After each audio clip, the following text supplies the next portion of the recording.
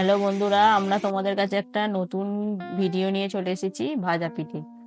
আজকে আমাদের ভাজা পিঠে হবে। রাঙালু আলু ভালো করে ছাড়িয়ে ভালো করে কেটে নিয়ে কুকারে একটা সিটি, তাড়াতাড়ির জন্য আমরা কুকারে একটা সিটি দিয়ে নিচ্ছি।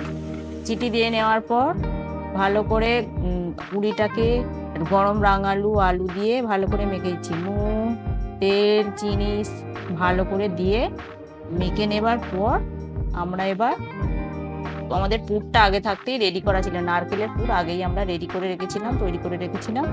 ওটা ভালো করে পিঠেটা তৈরি করে নিচ্ছি। তৈরি করে নেবার পর কড়াতে সাদা তেল দিয়ে লাল লাল করে আমরা পিঠেটা ভালো করে উল্টে পাল্টে ভেজে নিচ্ছি।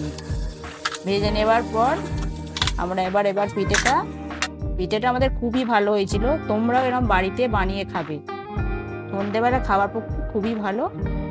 লাইক, শেয়ার, কমেন্ট করবে আমাদের ভিডিওটা।